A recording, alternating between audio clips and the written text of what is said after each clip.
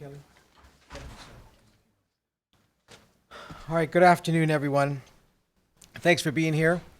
I'm Mark Ghilarducci. I'm Governor Brown's Director of the Office of Emergency Services. First of all, let me just say that we continue to be absolutely heartbroken for everyone who's been impacted by just these tremendous fires that we've been seeing.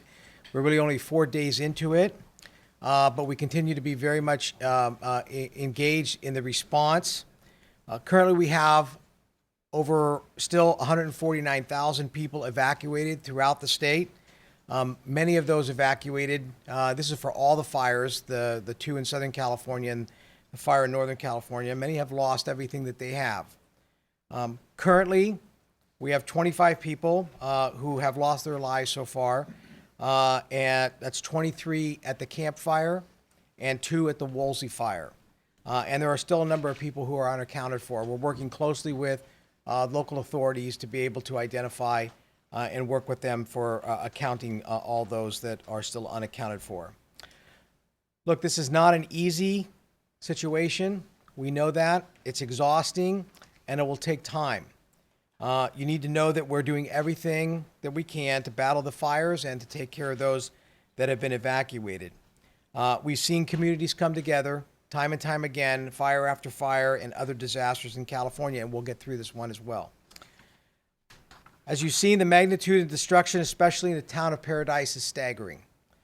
Yesterday, we saw this firsthand. The public safety leaders went up and toured the area. We met with local officials to begin the discussions on the recovery process.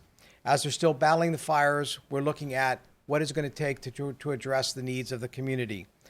As a result, we clearly saw that the event in itself warranted Governor Brown asking FEMA for a presidential major disaster declaration, and that was done this morning.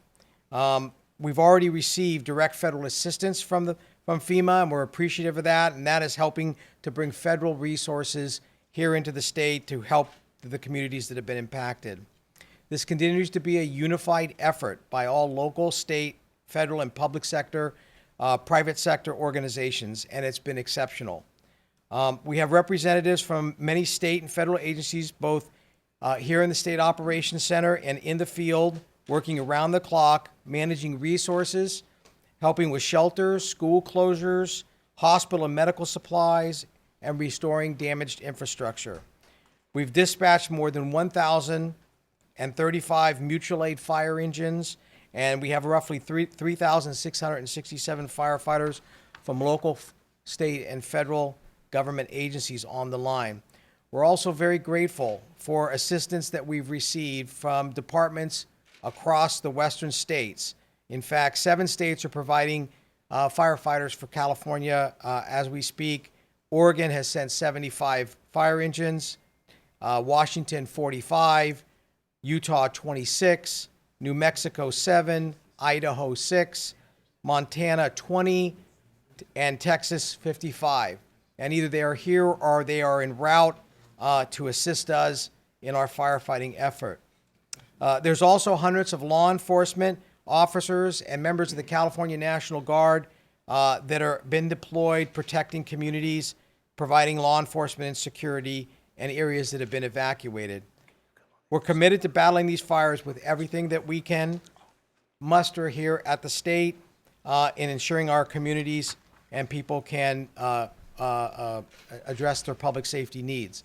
In the coming days, we're going to continue to work with local government to set up local assistance centers. These centers will be a place where individuals who have been impacted by these fires can come and start to discuss receiving appropriate assistance. We still remain at risk for more wildfires with red flag conditions throughout the state, and this should be the case through Tuesday. So it's very, very important that in the meantime you take care of yourself and your family. You be vigilant for potential notices for additional evacuations, and listen to local authorities as they share information with you.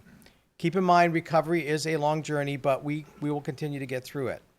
Okay, so a lot's happening, and what I'm going to do now is I'm going to turn it over to the Director of the California Department of Forestry and Fire, CAL FIRE, Chief Ken Pemlott to talk about firefighting operations.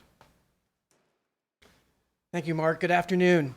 Just a quick update, and actually we, public safety leadership here, personally visited the incident command post for the Woolsey fire and the Hill fire in Ventura County this morning. Received a direct briefing from the incident command staff and met with some local officials. As you've heard, we are really just in the middle of this protracted weather event and this fire siege. We are looking at dry conditions through at least the end of next week and into next weekend. Even when the wind, forecasted wind subsides as forecasted towards the middle of this week, we are still looking at very low humidities, very dry conditions, vegetation that is critically dry from all summer. So the fire conditions will continue to exist until we get some sort of appreciable rainfall or precipitation to change that. So we are in this throughout California until further notice. And so with that, we continue to move resources. As of this afternoon, we are basically battling three major fires. The Camp Fire in Butte County, which is 111,000 acres and 25% contained.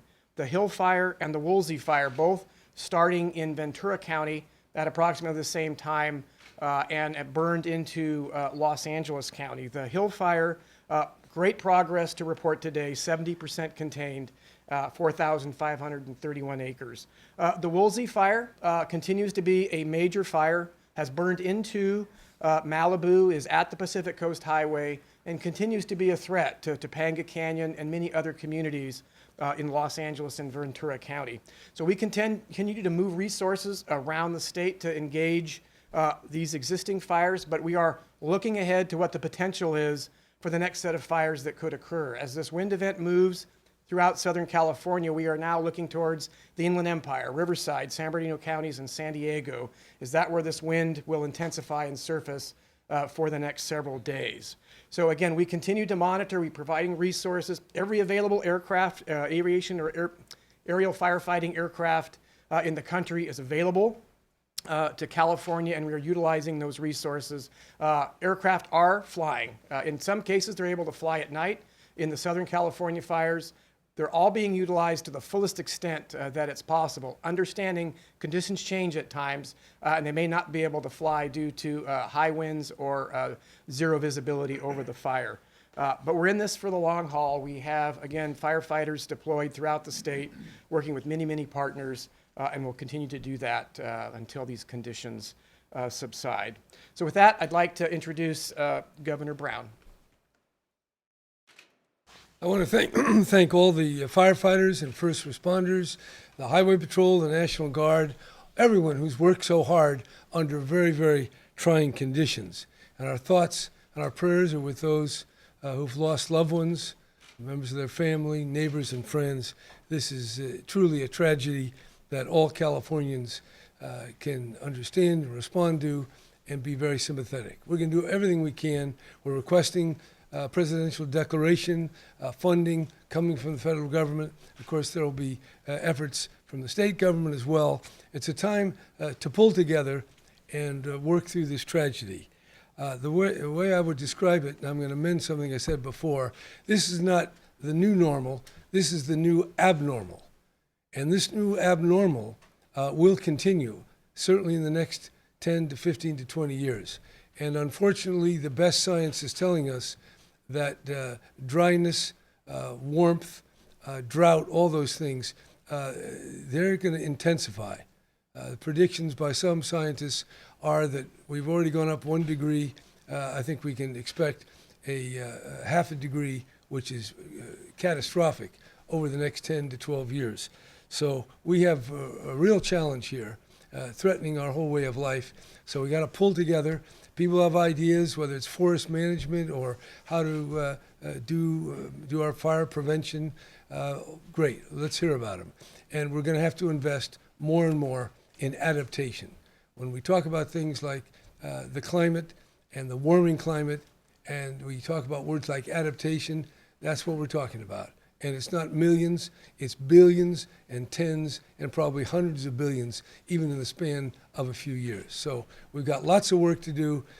It is a time of sadness, but also one to reflect on where we are and just resolve to pull together and do everything we can to help those in need and to take the steps to minimize and mitigate the damage that's so obvious. Thank you.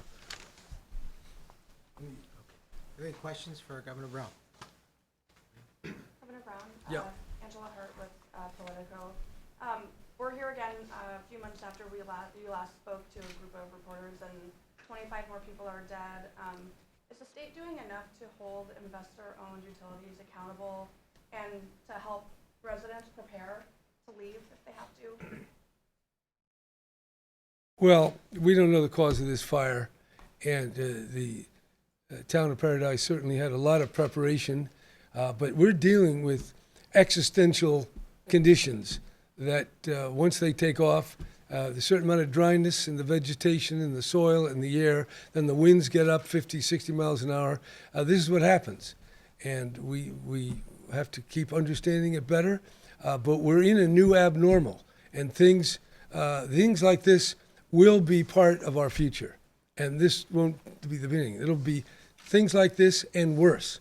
That's why it's so important that we take steps to help communities, to do prevention and then adaptation to the extent we can. Some of that's forest management, some of it is vegetation management, but even with all of that, you have to have escape routes and ways to identify people and to notify them. So we're trying all that, but we're getting caught up here in a changed world that not so many people were aware of or were thinking about. So I'd say people, they're doing the best they can, but it's not good enough. We're going to have to do a lot more. Yes. How many people are unaccounted for? That I would ask Mark. Right now, I think they're still looking at roughly about 100 or so individuals that are going to account for it, but they're still trying to go through their finding assessment, working with the shelters, talking with family members. Many people who evacuated out further from Butte County. Some are in Sacramento, some are down the Bay Area. So there's a huge effort to try to make an accounting for all of those that have been still unaccounted for. So that's 100 in Butte County. Roughly, yeah. There are no unaccounted for in Southern California. And for Chief Pimlott, what's the delay on the assessment of the cause of the Tubbs fire? We continue to process the evidence and prepare the report. Understand, very complex fire burning under very difficult weather conditions, winds that were going in multiple directions. Understand, we want that report to be exactly what it needs to be: accurate, comprehensive. Our investigators are pulling out every stop to ensure they've eliminated, as well as provided every piece of information, eliminated any cause that didn't occur or is not part of the evidence. And so there's a lot at stake here. This is very important. And so it will be ready to go when it's done, and we're not going to rush that or provide it out there any sooner than that. Will it be done by the end of this year? I think that we're getting much closer. I'm not going to put a date on it because I don't want to put the investigators in a position that they need to be rushed. Yes, we are working very diligently to get it done, and we are very hopeful to have it completed here in the near term. Yes. Fox 40, Charmaine Nero. This is for the governor. Of course, we're going to ask this question, but do you have any response to the president's comments about the forest management? And Well, yeah, the scientists and the engineers and the firefighters all tell us forest management is one element. It's only one. And we have to take care of the whole range of threats and conditions and actions that are part of our living with fire threats. And while we do more forest management, both the federal government, which has more land than the state government, and by private people in the state, we have to all do more. But managing all the forests in every way we can does not stop climate change. And those who deny that are definitely contributing to the tragedies that we're now witnessing and will continue to witness in the coming years. So the chickens are coming home to roost. This is real here. And it's not a question of pointing this way or that way, but pulling together in these tragic circumstances and thinking wisely and collaboratively. And that's the spirit in which I'm approaching all that we need to do in response to these fires. Governor Brown, any plans to redirect some of the National Guard troops at the border up to help with the fire threats? That you could ask the general. If they're needed, they'll go wherever they're needed. Definitely fighting fires is of a higher priority than that business on the border. All right, All right? thank you.